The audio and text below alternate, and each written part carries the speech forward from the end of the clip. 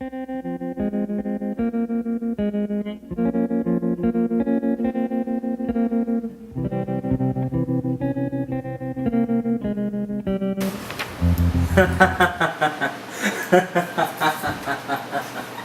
happened? Why are you laughing? It says Maro Chappal Modi ko.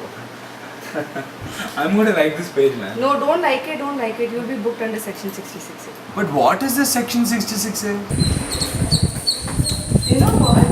Section 66A, it states that anyone can be punished for sending offensive messages through communication services. My god. Like Facebook? Facebook, Twitter, any social networking site.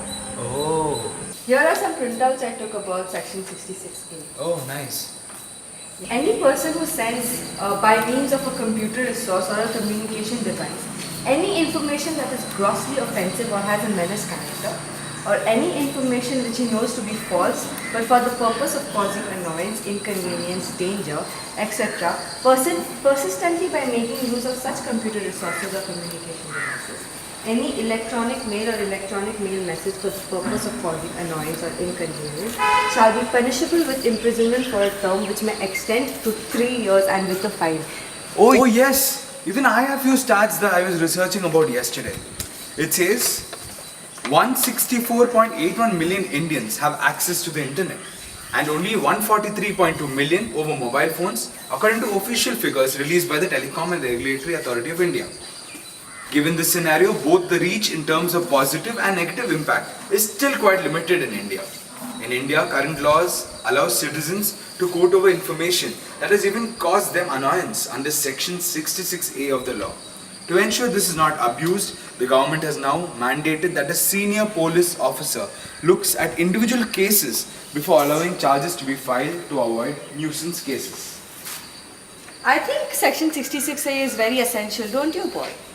Social media and SMS, MMS also a real threat, don't you think so? Because remember the last year's incident of these northeastern moving out from South Indian cities because it caused a real threat. Oh, you mean the northeastern exodus? Yes, the northeastern exodus. So that is one example. In fact, even the Arab Spring for that matter, Arab Spring also spread only because of the social media and the revolt started because of that. But Sohini, I slightly disagree.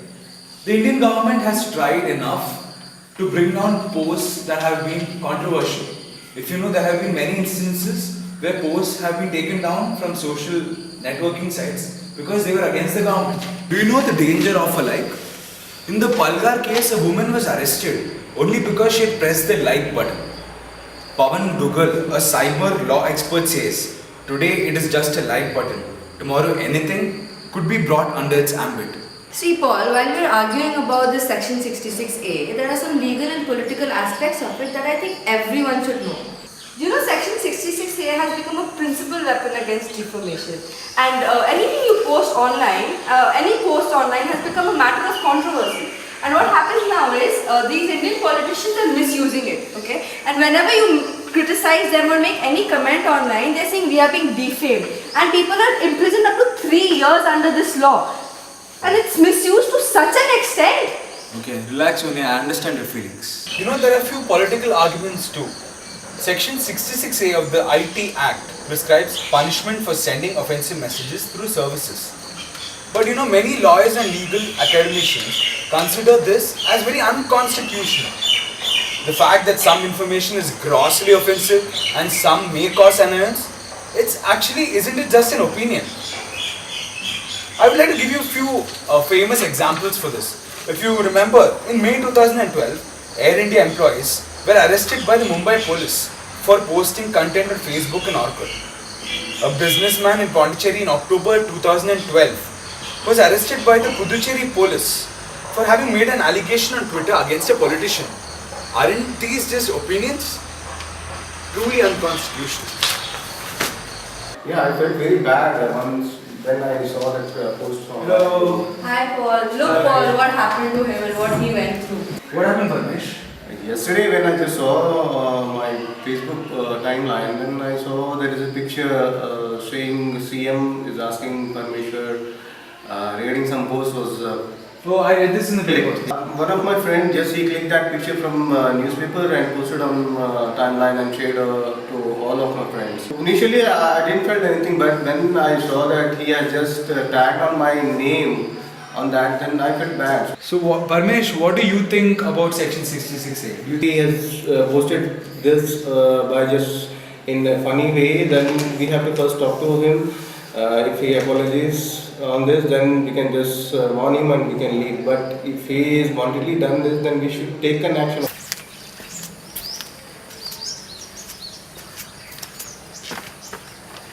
But after so much of discussion and argument, what do you think is the ultimate solution to this? Solution.